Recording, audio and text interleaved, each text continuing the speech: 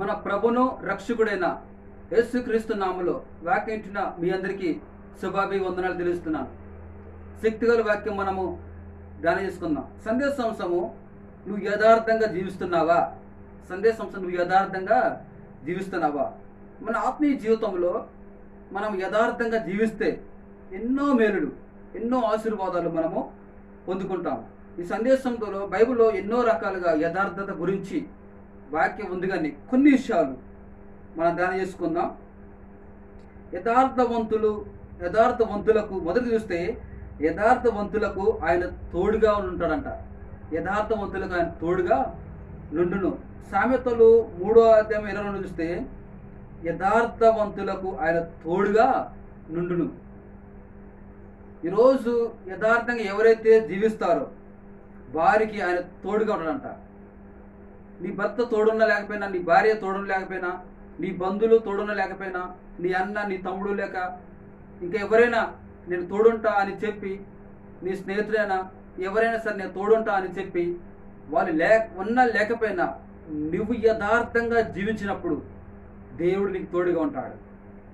అందుకనే మత్తయి సువార్త 28 చివరిలో మనం చూస్తే, ఇదిగో నేను సదాకాలాన్ని మీకు తోడై ఉంటాను. దేవుడు వాళ్ళు తోడుగా ఉంటారు, వీళ్ళు తోడుగా ఉంటారు ఆయన ఎప్పుడు చెప్పలేదు. నేనే నీకు తోడుగా ఉంటున్నా అంటున్నాడు. ఎవరికి తోడుకుంటాడంట? యథార్థవంతులకు ఆయన నీకు తోడుగా ఉంటాడు.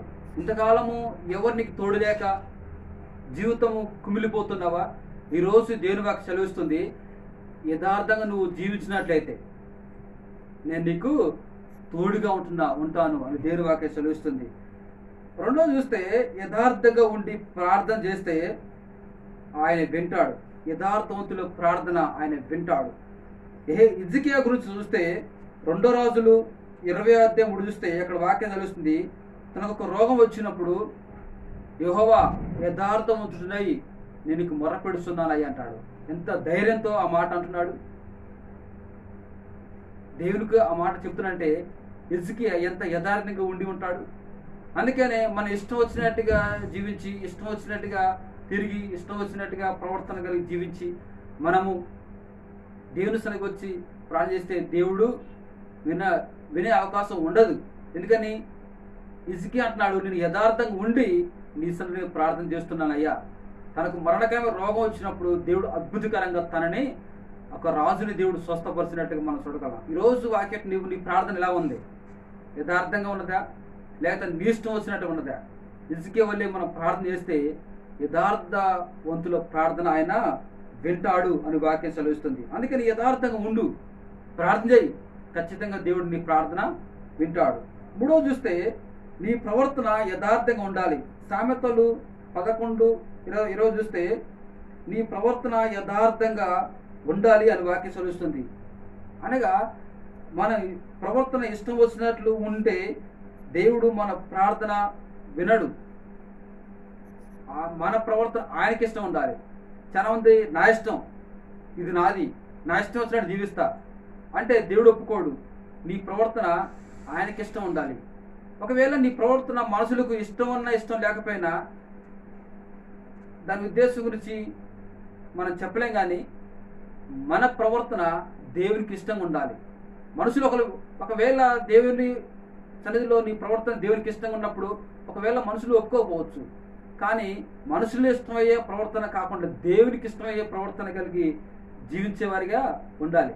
అందుకనే నీ ప్రవర్తన యథార్థంగా ఉండాలి. అనగా మనం చేసే ప్రవర్తన యథార్థంగా ఉండాలి. అందుకని ప్రసంగి 5వ అధ్యాయం చూస్తే, నువ్వు దేవుని మందిరానికి పోయినప్పుడు నీ ప్రవర్తన జాగ్రత్తగా చూసుకో అని వాక్యం సెలవిస్తుంది.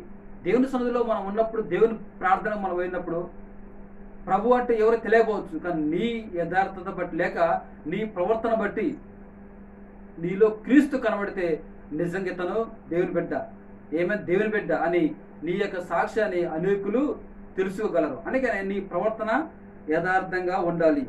4వ చూస్తే, యథార్థవంతుల కోసం దేవుడు చూస్తున్నాడంట. 2 దినవృత్తాంతాలు 16:9 చూస్తే, యథార్థవంతులను బలపరచుటకు యెహోవా కనుదృష్టి ప్రపంచం మొత్తం చూస్తుందంట, లోకమంతా చూస్తుందంట. ఎవరి కోసం? యథార్థవంతుల కోసం. ఆయన చూస్తుంది అంటే ఎవరో ఒకరు ఆయనకి దొరకాలి అని ఆయన చూస్తున్నాడు. అదే ఈరోజు నువ్వు ప్రభుకు దొరికితే ఎంత మేలు, ఎంత ధన్యులం. అందుకని యథార్థంగా ఉంతుల కోసం లోకమంతా ప్రభు చూస్తూ ఉన్నాడు, ఆయన కన్ను చూస్తుంది. ఆ కన్నులు ఈరోజు నీ మీద పడినగాక, నీ కుటుంబం మీద పడినగాక. ఎందుకంటే నువ్వు ఏ రోజు నుంచి యథార్థంగా జీవిస్తే ఆయన కన్నులు నిన్ను చూసి అద్భుతకరమైన కుటుంబంగా దేవుడు దీవిస్తాడు. నిన్ను నీ కుటుంబాన్ని దీవించి దేవుడు ముందుకు నడిపిస్తాడు. ఇటు మాటలో దేవుడు దీవించుగాక. ఆమేన్.